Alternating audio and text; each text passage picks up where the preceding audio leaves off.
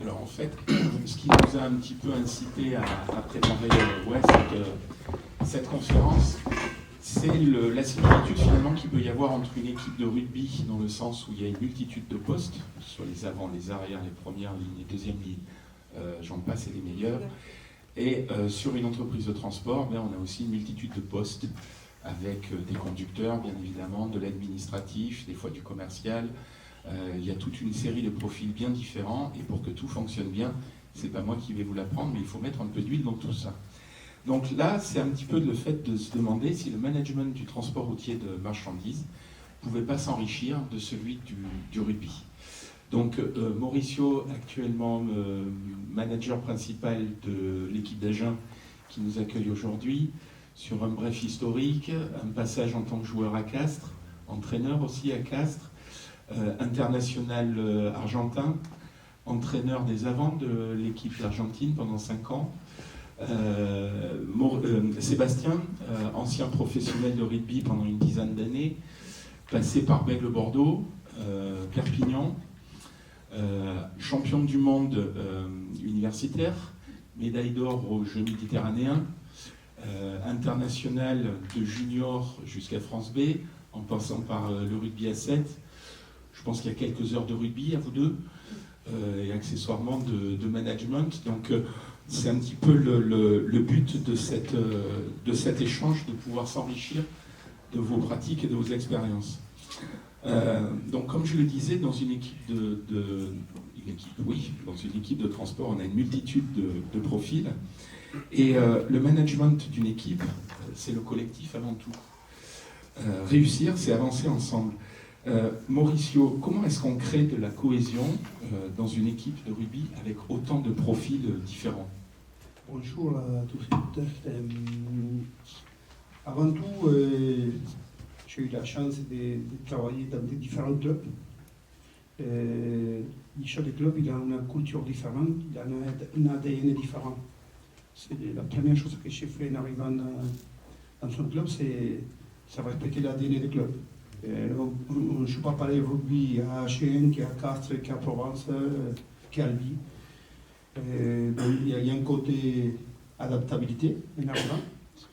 Une fois qu'on arrive à comprendre l'ADN du club, comment on arrive à connecter ces joueurs pour bien fonctionner ensemble. C'est surtout une histoire de connectivité entre eux. Ma façon de faire, elle n'est pas compliquée. D'abord, je détermine qu'est-ce que j'attends des hommes. Quand je suis arrivé à Agen, qu'est-ce que j'attendais d'un joueur qui va mettre les maillots chaque match. J'ai mis 5 valeurs. La générosité, le combat, le respect, la humilité et la positivité. Donc aujourd'hui, si un joueur n'a pas ces 5 valeurs, il n'est pas invité. Il ne méritait pas à rentrer sur le terrain. Ils sont évalués sur ces 5 valeurs. 5 valeurs de la vie, 5 valeurs de rugby. Être généreux dans la vie, pour moi, c'est non négociable et très positif. Au-delà c'est très facile d'être positif quand on démarre un match. Quand on est 24e et on ne joue pas, on est en tribune, c'est plus compliqué. Moi, je demande que chacun mette son niveau au service de l'effectif, au service du groupe pour pouvoir réussir. Une fois qu'ils sont compris ça, je demande quelle image eux veulent donner comme équipe. À qui veut rassembler. Chaque fois qu'on parle sur un terrain, qu'est-ce qu'il veut que les gens y pensent d'eux. Ça, ça appartient. Et après, il y a des règles de vie qu'on construit ensemble. J'ai construit un groupe de leaders. C'est 5 leaders que j'ai choisis au début d'année.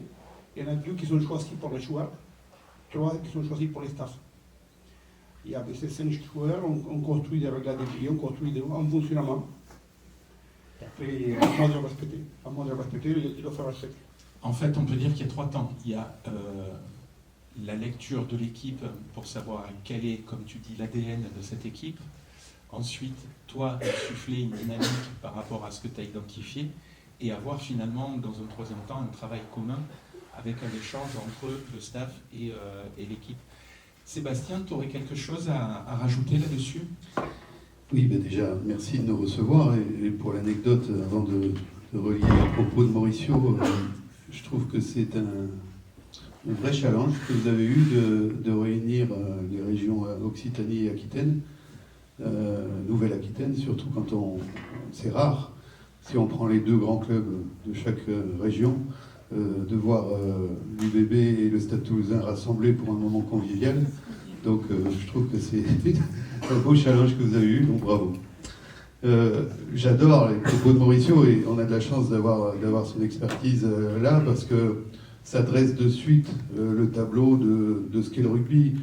Et je pense qu'on va vite faire la similitude avec le transport, mais quand on parle d'humilité, de respect, de ces valeurs principales qu'on doit avoir dans un collectif, je pense que dans l'entreprise, on voit vite aussi que les égos doivent être mis de côté, à commencer par le chef d'entreprise, l'ego du chef d'entreprise, ce qui n'est pas toujours évident, mais c'est au service du collectif. Et je pense que le premier qui montre l'exemple, c'est le manager général ou c'est le chef d'entreprise. En fait, là, d'ailleurs Mauricio l'a clairement évoqué en parlant d'adaptabilité. Je pense que c'est adaptabilité, réactivité, c'est des maîtres mots au niveau du transport routier de marchandises. C'est un petit peu ce qui fait aussi la force et la particularité des transporteurs nationaux, je dirais. Dans le quotidien d'une entreprise de transport comme dans celui d'une équipe de rugby, dans un match de rugby, on est donc sur une stratégie de l'anticipation, de l'adaptation. Savoir anticiper, c'est un petit peu savoir rester dans le match. En préparation, Sébastien, à un moment, tu as parlé de le rebond du ballon qui n'est jamais le même. Et là, on est vraiment sur de l'adaptabilité quelque part. Ça reste une opportunité de montrer sa réactivité face au rebond qui n'est pas prévisible. Tu peux nous développer un petit peu cette... Oui, alors, j'ai rien inventé. Effectivement, le rugby, vous avez remarqué, le ballon est pas rond, et ce qui fait qu'il ne va pas toujours dans le sens dans lequel on souhaite qu'il aille. Donc, on doit s'adapter, mais c'est une évidence à la manière dont le ballon va rebondir. Alors, quand on a un peu de recul sur ce sport-là, on peut imaginer vers où va aller le ballon, mais ce n'est pas toujours le cas. Mais pour autant, effectivement, l'adaptabilité, on est confronté à ça, et là je pense que Mauricio en parlera encore mieux que moi, mais on peut préparer un match dans une certaine direction, et puis il y a beaucoup de choses qui peuvent faire qu'au dernier moment ça change. Ne serait-ce que par les conditions météo, le vent, la pluie, ce sont des facteurs qui peuvent intervenir en dernier moment et changer du coup le plan de jeu. Mais également, j'ai connu ça, une blessure en descendant du bus, quelqu'un se claque et c'est quand même une des pièces maîtresses de l'équipe et là il faut s'adapter. Donc je pense que l'adaptabilité fait partie d'un quotidien du sportif d'une manière générale. Et je suis sûr que dans vos métiers, dans le métier du transport, on est également obligé de s'adapter en permanence ne serait-ce que les conditions de transport. Et vous en parlerez mieux que moi de ça.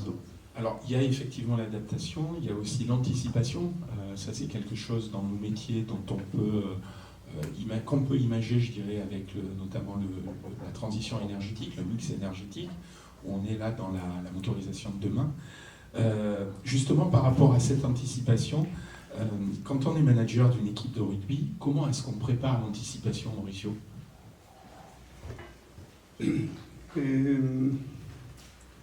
D'abord, il y a toujours deux types de semaines.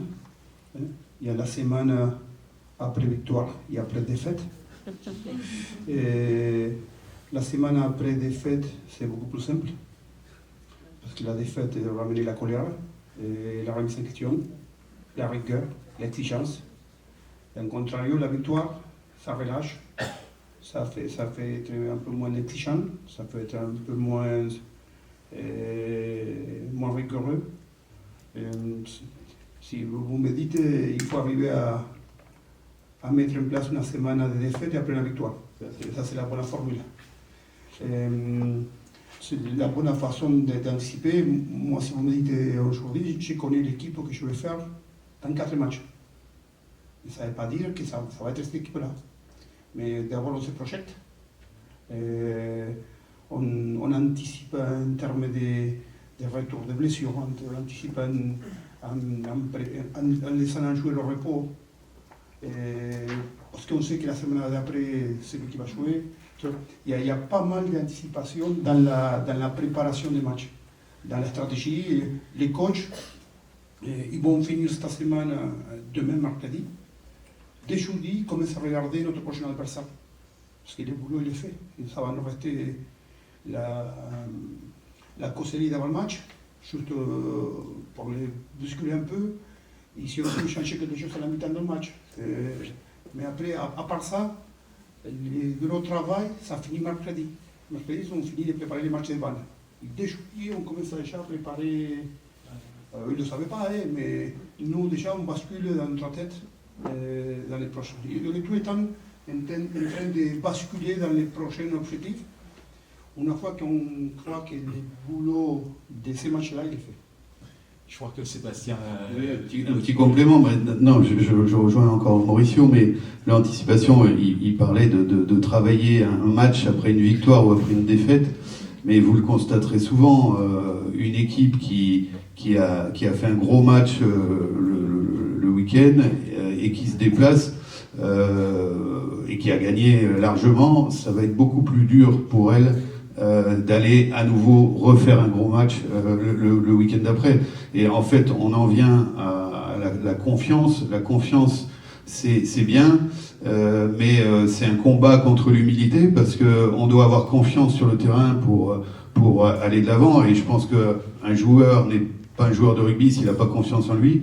Et pour autant, sorti du match, même s'il a fait un grand match, il doit vite revenir à de l'humilité parce que le week-end d'après, c'est un nouveau match et là, un nouveau combat. Et puis, pour revenir sur la question d'origine, sur l'anticipation, tu parlais de la décarbonisation, de la décarbonation, pardon, et on parle des nouveaux modes de combustion dans le transport, vous le savez aussi bien que moi. Là, une manière d'anticiper, qu'est-ce qu'on fait? On passe au biogène V, à l'électrification, on reste au gasoil. Forcément, qu'il convient pour vous de réfléchir à ça et d'anticiper. Donc c'est une anticipation à moyen et à long terme peut-être, mais fort évidemment qu'il va falloir, il faut y réfléchir et je sais que vous le faites déjà. Ce que je trouve intéressant dans vos propos là, c'est qu'on se rend compte que dans l'anticipation, il y a quand même aussi de l'adaptation à prendre en compte. On parle de ces deux notions-là, mais Mauricio l'expliquait, il anticipe sur plusieurs semaines, il en demeure pas moins qu'il va falloir s'adapter s'il y a tel ou tel joueur qui a une baisse de régime ou qui est blessé. Quelque part sur nos terrains d'action respectifs, que ce soit au rugby ou au transport, il y a une impérieuse nécessité, je dirais, de la précision. Chaque détail compte. Une mauvaise passe ou un collier égaré, et ça y est, la machine est déréglée. Alors là, par contre, il y a peut-être une différence, à mon sens, parce que quand on parle de décalage, notamment avec une mauvaise passe, ça va plutôt être une opportunité, finalement, dans un système de jeu tel que le rugby, avec une création d'espace et peut-être une ouverture pour développer une autre phase de jeu, alors que finalement, un décalage dans la chaîne du transport, c'est plutôt problématique qu'autre chose. D'un côté, c'est peut-être une opportunité sur le terrain de rugby, c'est peut-être plutôt pénalisant dans une entreprise de transport. Mauricio, Sébastien, vous êtes d'accord avec cette nécessité de travailler sur la précision ? Je crois que en rugby, ça dépend beaucoup les niveaux avec lesquels vous évoluez. Je crois que les degrés de précision de Fabien Galtier avec l'équipe de France, elle est bien supérieure à la nôtre. Parce que la qualité des joueurs et la capacité à adapter tactique, techniquement des joueurs de l'équipe de France, vous pouvez aller, c'est une fois de plus, on s'adapte au public. Vous avez un public capable d'aller chercher des petits détails. Et on dit toujours, c'est les petits détails qui font la différence. À notre niveau, il y a des choses qui sont, c'est la base. Et la base, c'est le rugby, c'est l'engagement collectif, c'est les combats, c'est l'unité, c'est la solidarité. Bon, ça c'est les socles. Et après, en fonction de... Aujourd'hui, je ne fonctionnais pas pareil, avec des joueurs qui Ce sont des très bons joueurs, des pros de deux. Mais ce n'est pas le niveau quand j'étais à Castres et que j'entraînais Rory Cocotte et Richie Grillo, Rémi Lamera. C'est pas pareil, parce que les joueurs sont capables d'aller chercher un plus en termes de détails, parce que la capacité d'intelligence tactique, ça les permet d'aller chercher plus de détails. Moi, je crois que on s'adapte au public qu'on a et au niveau dans lequel on évolue. Mais c'est sûr que la précision elle est déterminante. Aujourd'hui, l'équipe de France, ou à niveau international, c'est où à ce niveau-là, on voit vraiment un petit détail, un petit erreur technique, un petit erreur tactique, ça se paye cash. C'est un pro de deux, peut-être un peu moins. Ah oui, on entend souvent dire que le diable se cache dans les détails. Sébastien, alors tous les deux, vous avez été internationaux, donc vous savez de quoi vous parlez quand vous parlez de ce degré de précision qui n'est pas le même. Sébastien, tu souhaitais rebondir aussi là? Oui, moi j'aime bien cette phrase qui dit la perfection, c'est l'application du moindre détail. Ça, c'est une belle phrase, c'est dans les mots. Après, il faut évidemment s'adapter à... je pense à vous, s'adapter aux salariés, au personnel qu'on a avec nous, aux chauffeurs, à la personnalité des uns et des autres, au monde administratif, logistique, transporteur. Enfin, vous devez forcément vous adapter au personnel que vous avez et à leur capacité de pouvoir aller dans la précision maximale. Malheureusement, on n'arrive pas toujours à amener le degré d'exigence qu'on a soi-même vis-à-vis de ses collaborateurs. Et c'est pareil sur un terrain, on peut avoir une grosse exigence, malheureusement on n'a pas forcément les moyens d'atteindre le niveau qu'on souhaite. Mais enfin, on tend vers. Voilà, il faut se fixer des objectifs. Que ce soit sur le terrain de rugby ou sur la route, on est quand même sur des métiers, des activités qui sont particulièrement exposées au risque. Et pour se prémunir des pépins, le meilleur contexte dans lequel on puisse se placer, c'est en mettant en avant la sécurité. La sécurité avant tout. La performance passe par la sécurité. Mauricio, un joueur blessé, forcément, il est moins utile. Comment on essaie de se prémunir de ça? On parlait tout à l'heure d'anticiper. Déjà, la sécurité, c'est le respect des règles. Au rugby, c'est un sport de combat, c'est un sport de contact. Il y a de la vitesse, il y a des collisions. Le respect des règles est déterminant. Déjà, si on ne respecte pas les règles, de suite, on va se trouver une infériorité numérique pour tout le monde prendre des cartons. Être bon techniquement au rugby, ça permet de réaliser un meilleur jet technique et de créer des automatismes qui savent nous empêcher de la blessure. Et après, on a des protocoles d'anticipation, de renforcement musculaire, de travail extra pour éviter la blessure. Après, quand la blessure arrive, ça fait partie des métiers. On essaie d'accompagner. C'est dur quand un joueur je trouve important ça. Les joueurs blessés, on passe pas mal de temps avec eux.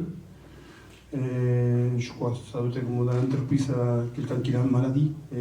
Il se sent un peu à l'écart de la boîte. C'est important que l'accompagner, qu'il reste proche, qu'il ne déconnecte pas. C'est ça qu'on essaye de faire avec les blessés, qu'ils restent connectés au projet, les investir dans la préparation des matchs, les investir dans les réunions de vidéo pour pouvoir rester connectés et que la réincorporation à l'équipe soit le plus simple et facile. Il y a un aspect très intéressant dans ce que tu viens de dire, c'est que la sécurité passe par le respect des règles. Alors c'est vrai que sur un terrain de rugby, il y a des arbitres. Sur les terrains du sport, du transport, ça c'est la faute à Florence, on a aussi quelque part des arbitres, avec les corps de l'Adréal par exemple, qu'on a le plaisir d'avoir aujourd'hui. Ça permet quand même aussi d'aller dans le bon sens. Et quand on préparait la table ronde, Sébastien, tu faisais le parallèle avec la prévention des addictions. Oui, alors, ça concerne pas mal le monde du transport, malheureusement. Mais pour revenir au rugby juste avant, la sécurité, on en parle beaucoup aujourd'hui. On voit tout ce nombre de cartons, d'appels vidéo pour voir s'il y a eu un plaquage haut ou pas. Moi qui ai joué un petit peu avant Mauricio, il y a une période où la sécurité n'était pas tout à fait la même. Il se trouve que j'occupais un poste qui était particulièrement soumis à des choses qui n'étaient pas forcément très sécuritaires, je dirais. Mais aujourd'hui, on voit ce sport qui a complètement évolué vers la sécurité. On voit bien qu'au moindre mauvais geste, il y a des sanctions. Donc effectivement, il faut tenir compte de ça pour pouvoir amener son équipe au meilleur niveau, parce que effectivement, celui qui prend un carton jaune ou un rouge, il pénalise quand même fortement son équipe. Et pour revenir au parallèle du transport, nous on construit des dépôts de transport et maintenant on nous parle de salles de prévention pour justement, vous savez que vous savez mieux que moi aussi, que je pense qu'il y a des obligations de mettre en place des protocoles pour prévenir les addictions au niveau de vos salariés. Et c'est vrai que de ce fait, malheureusement, on a rencontré, le monde du transport a rencontré suffisamment de problèmes ces derniers temps pour justement mettre en place la prévention qui tend vers la sécurité. Justement, là, tu parles de la prévention. Alors, j'en profite d'ailleurs pour rappeler qu'au niveau de la FNTR, il y a un club prévention qui se réunit tous les premiers mardis du mois, je crois, avec une possibilité de participer en visio. Donc, vraiment, n'hésitez pas. Vous avez tous les liens qui sont communiqués, notamment via FNTR Hebdo. J'en reviens aux addictions. Est-ce que... on est là aussi quand même pour se dire les choses, même si ça peut fâcher. Effectivement, ça peut être des problématiques au niveau du transport routier de marchandises, que ce soit basiquement par rapport à l'alcool, par rapport aux stupéfiants. On peut avoir peut-être le même problème aussi avec le dopage dans le sport de haut niveau. Et il y a une prévention aussi à mener là-dessus. Oui, on a des soucis des addictions aussi, hein, on ne va pas se cacher derrière ça. Je crois que la Liga nationale de rugby a mis en place un plan de prévention. Il y a des joueurs de très très haut niveau, comme Raphaël Poulain, la saison dernière, Radio Caportega, je ne sais pas si vous le connaissez, c'est l'ancien capitaine des Castres, 19 saisons à la tête de l'équipe, qu'ils ont mal vécu la fin de carrière, et qui sont tombés malheureusement, ça les est arrivé pendant l'année Covid, ils n'ont pas pu choisir son dernière année. Et aujourd'hui, c'est des joueurs qui visitent les clubs, qui parlent avec les jeunes, qui parlent avec les effectifs. Ça peut arriver à n'importe qui. Il faut faire attention. On dit qu'on a beaucoup de pression parfois. Moi, personnellement, je trouve qu'on a le privilège d'avoir la pression. Pour moi, c'est un privilège. Avoir la pression d'un objectif, c'est ça qui me fait lever tous les matins.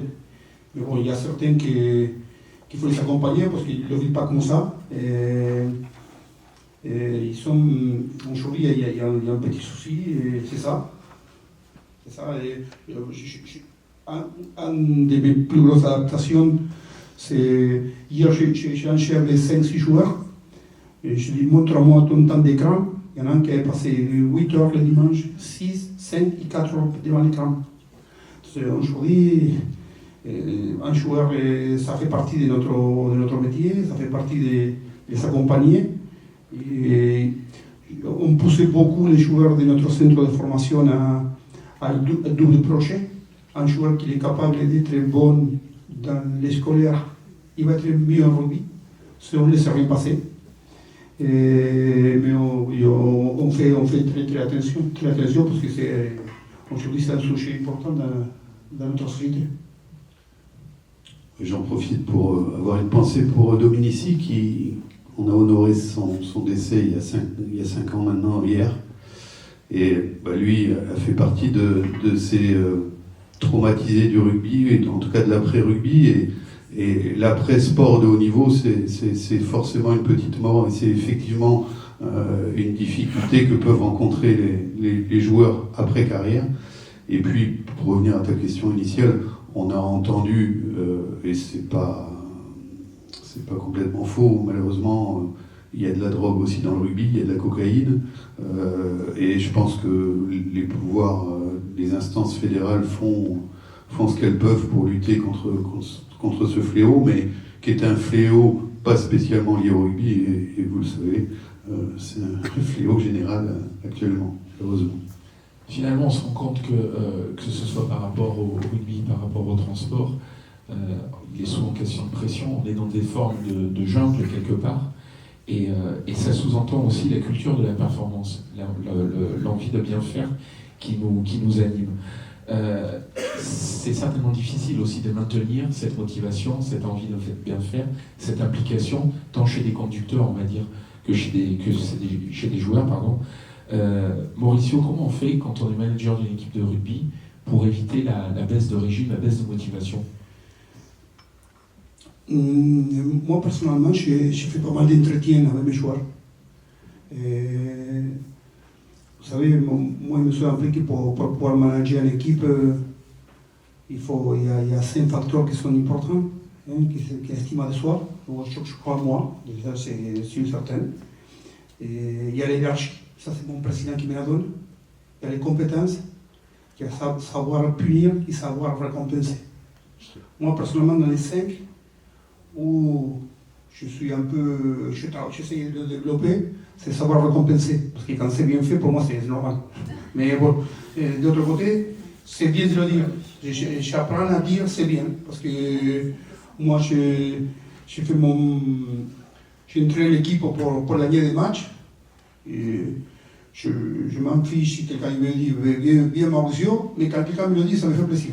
Moi, j'ai cette démarche-là de progresser dans ce côté-là. Et dans ces entretiens, pour moi, il y a 3 façons de parler avec les joueurs. Soit je parle par fils, soit je parle d'homme-homme, soit je parle employeur salarié. Quand je arrive à parler employeur salarié, il dégage la fin de l'année. C'est pas fait pour le rugby. Moi, je parlais beaucoup par fils, j'essayais de la conseiller, de l'accompagner. Des fois, on se parle un peu dans la bouche. C'est d'homme-homme, c'est le rugby, ça n'a pas changé. Il y a des choses que je crois que, vu l'évolution de notre société, il y a des façons qu'on se dit des choses dans le rugby que dans une entreprise, ça peut être considéré des harcèlements, de différents. Mais dans le rugby, on a encore cette marche de se dire les choses d'une façon différente. Je crois que c'est important, c'est bien. Et quand on n'est pas d'accord, il faut se le dire, ça fait avancer. Mais moi, je fonctionnais beaucoup avec cet objectif. Il y avait pas mal d'entretiens toutes les semaines. J'ai fait 7, 8, 10 entretiens avec des joueurs, de 5-10 minutes, pas, mais c'est bien, c'est pas bien, chacun ça de toi. Et ça fait garder les joueurs à un éveil. Oui, pardon.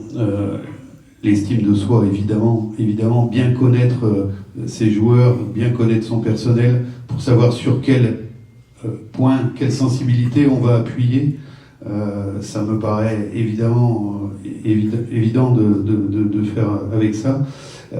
Mais je voudrais rajouter la notion de collectif.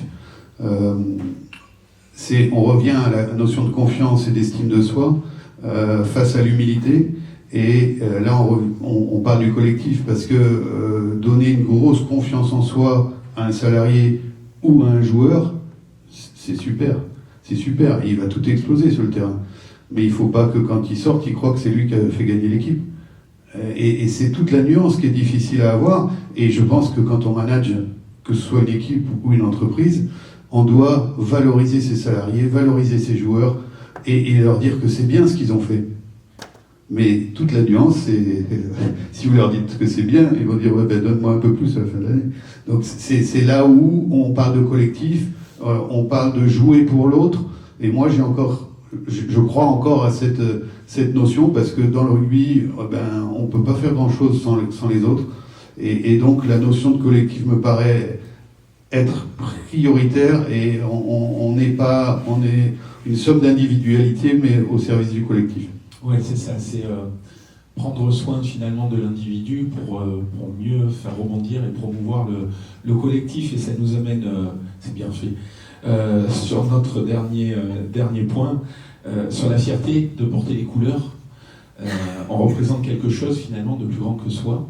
C'était ce que tu disais, Sébastien. Alors on peut peut-être faire là justement le parallèle avec le turnover des conducteurs, mais aussi des joueurs en début de saison. Mauricio, comment on fait pour bien intégrer des nouveaux joueurs dans une équipe? Et pour moi, le plus important, c'est le processus de recrutement.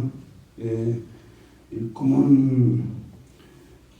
ça fait à peu près 7-8 ans, j'étais à 4, et on avait contacté un joueur à Stade français, en ailier.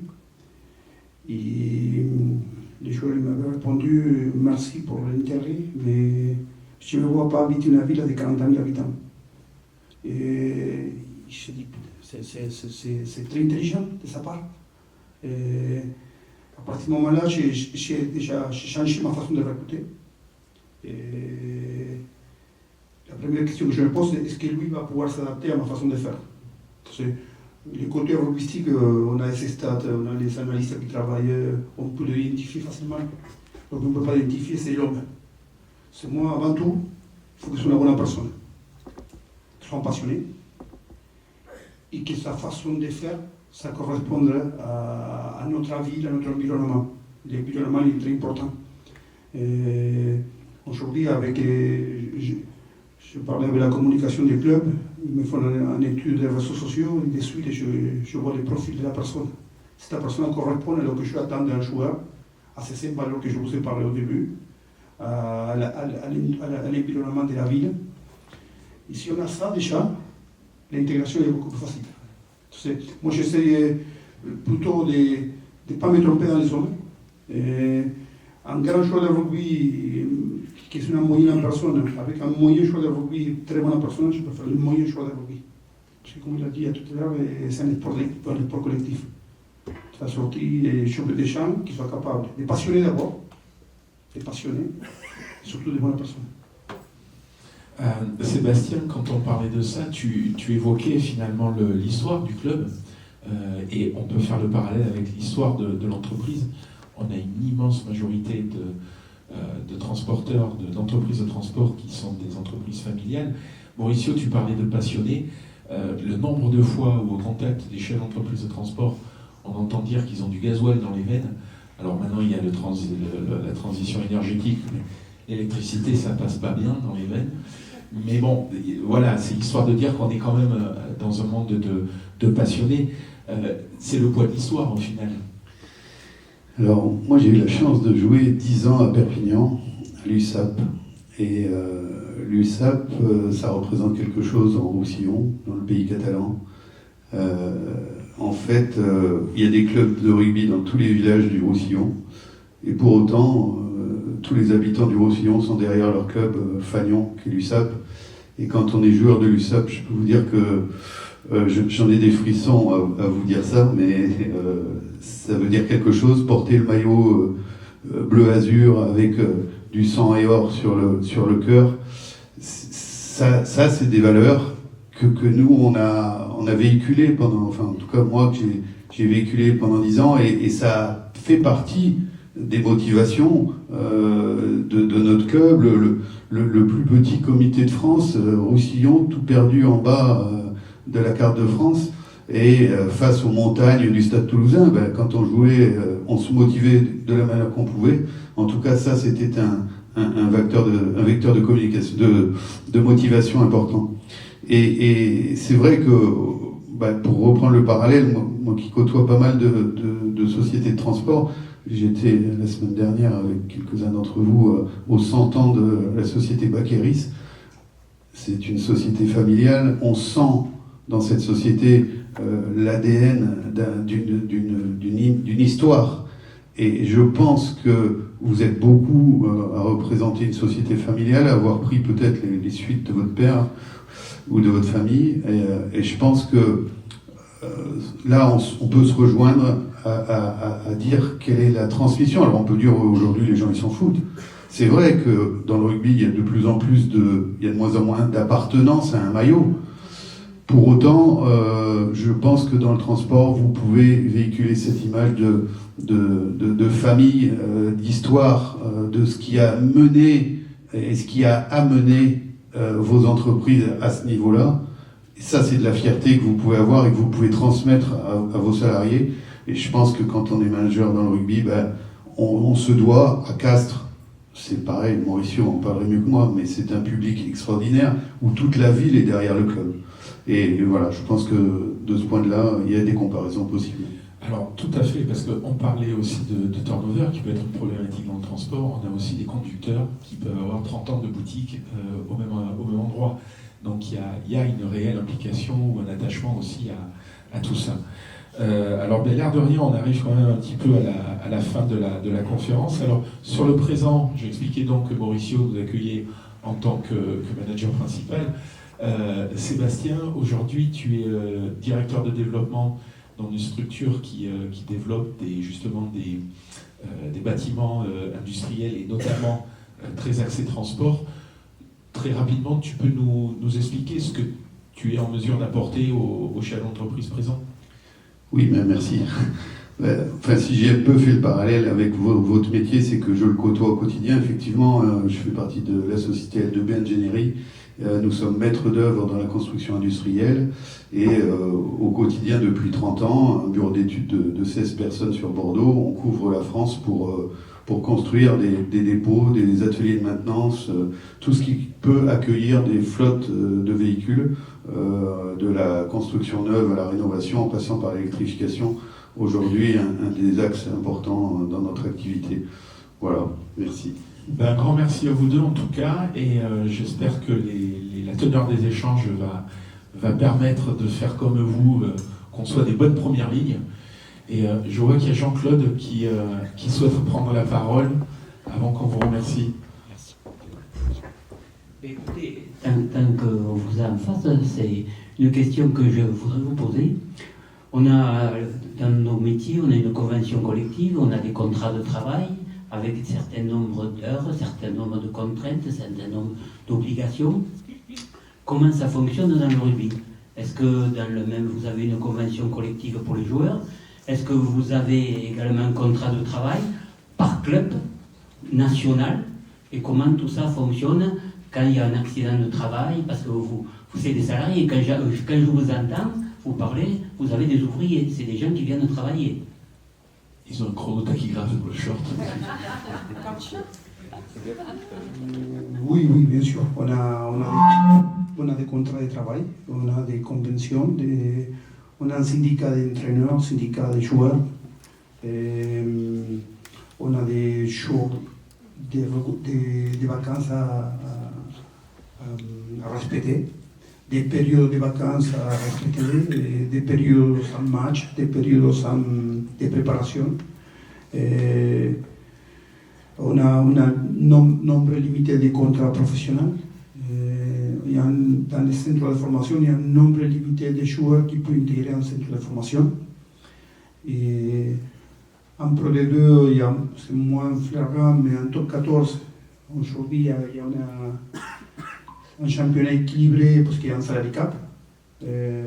Ça veut dire qu'aujourd'hui, je suis autour de 11 millions d'euros de masse salariale.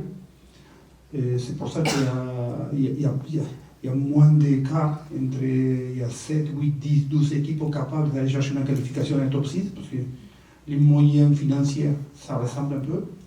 La différence avec le fond, c'est la façon que vous savez de connecter vos joueurs, de ne pas vous tromper dans le recrutement.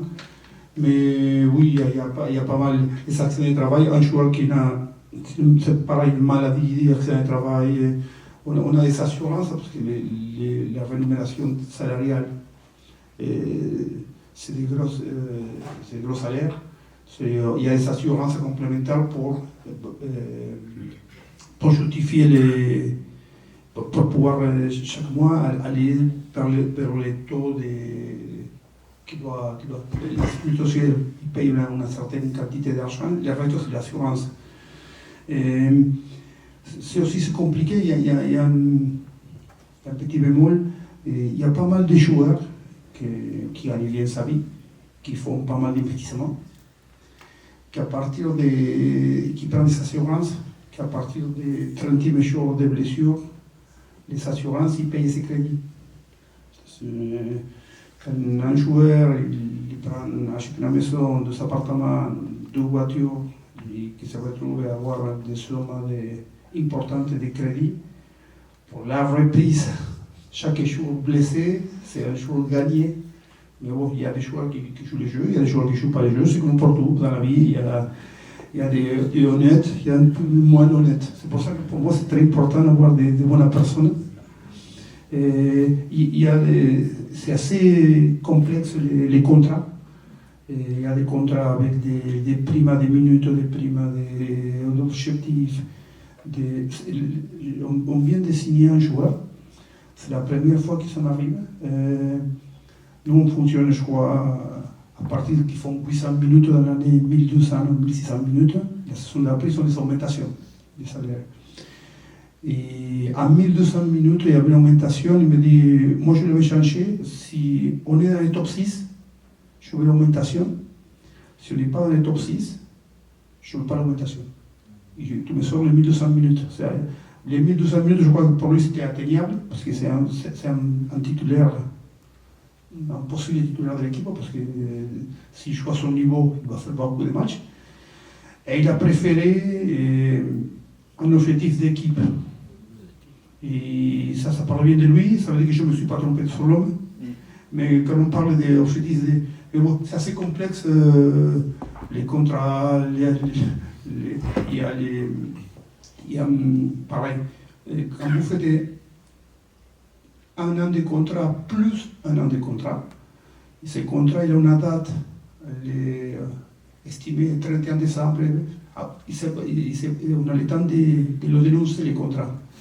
Si le joueur il est maladie ou un accident de travail à cette date-là, ça se fait valider automatiquement.